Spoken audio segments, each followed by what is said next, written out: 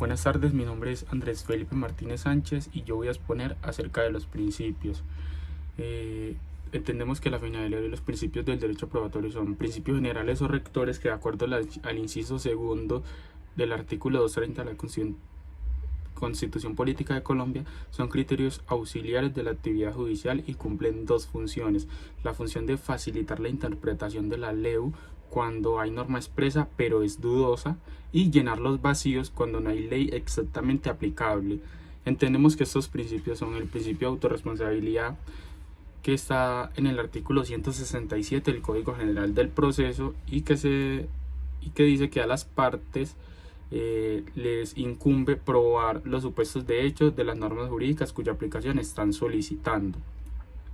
Tenemos también el principio de veracidad.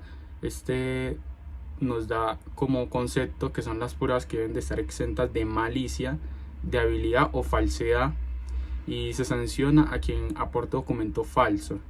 Tenemos que se tiene el principio de libre apreciación, que es el juez debe realizar un razonamiento teniendo en cuenta los hechos aportados al proceso por los medios probatorios y de acuerdo a las reglas de la sana crítica del artículo 176 del Código General del Proceso, y que anota que las pruebas deben ser apreciadas en conjunto.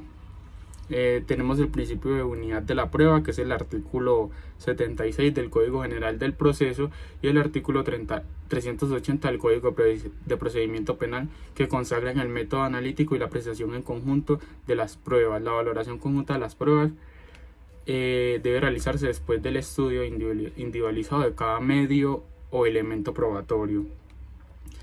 Tenemos el principio de igualdad. Este principio tiende a lograr un equilibrio en el proceso. Las partes tienen que tener iguales oportunidades para pedir y obtener que se le practiquen las pruebas, para contradecir las del contrario, pero sobre todo apunta a obtener un equilibrio en cuanto al conocimiento de los hechos. La oportunidad de conocer la investigación penal que se ha iniciado debe ser inmediata para los sujetos procesales. Tenemos el principio de la publicidad o socialización, que es la prueba que dice que la prueba debe ser conocida por cualquier persona, ya que proyectada en el proceso tiene un carácter social, ya que es posible el juzgamiento de la persona en forma adecuada y segura. Tenemos el principio de formalidad legítima de la prueba, que la prueba debe ser aprendida y requiere un cumplimiento de formalidades de modo, tiempo y lugar, y además debe estar exenta de vicios como error, fuerza y violencia, etc. La prueba debe provenir únicamente de los sujetos legitimados para ellos. Tenemos también el principio de la libertad de los medios de prueba, que en materia civil, penal y de familia contencioso administrativo existe la libertad de los medios probatorios, y se puede observar en los artículos 373 y 382 del Código de Procedimiento Penal y en el artículo 165 del Código General del Proceso. Tenemos el principio de separación de la investigación y el juzgador, que nos dice que el juez practica pruebas dentro de supuestos de hecho que han plasmado las partes. También podrá decretarlas de oficio dentro de esos límites. En materia penal, el Estado es más interesado en saber la verdad de los hechos. Por ello tiene una doble misión, que es el de averiguar dónde está la información e informar a su vez. O sea, el Estado debe buscar, escudriñar o exigir al funcionario que sea imaginativo. El investigador, que en este caso es la fiscalía o quien haga sus veces, debe ir más allá de lo que le aportan físicamente. O sea, debe tener como ese criterio de evaluación, o ese criterio de análisis que le permite ir más allá. Tenemos el principio de la licitud de la prueba, que nos dice que es prueba ilícita la que se tiene violando los derechos fundamentales de las personas, ya sea para lograr fuente de la prueba o el medio probatorio. La prueba ilegal es aquella que viola la norma legal. La prueba irregular viola el proceso. Tenemos también que el principio de proporcionalidad debe sopesar los derechos fundamentales en el conflicto y excepcionalmente admitir la audición de pruebas en otras circunstancias que serían ilícitas. Tenemos el principio de inmediación, que supone la percepción de la prueba por parte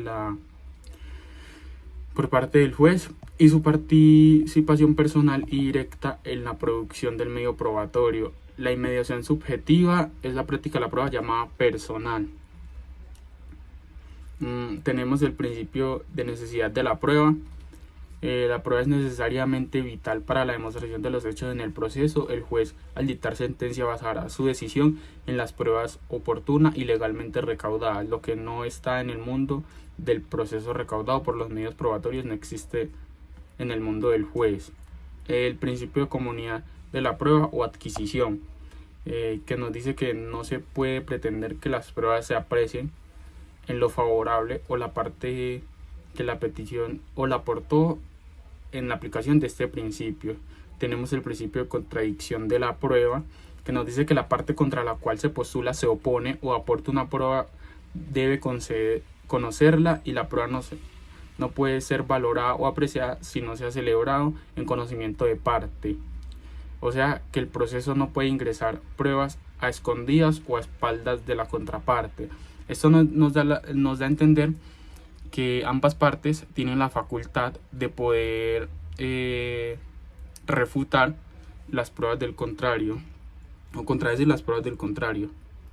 Tenemos el principio de empleo de las reglas de la experiencia, que nos dice que el juez en la valoración de la prueba debe emplear las reglas de la experiencia, o sea, la aplicación en concreto de la experiencia que tiene el funcionario.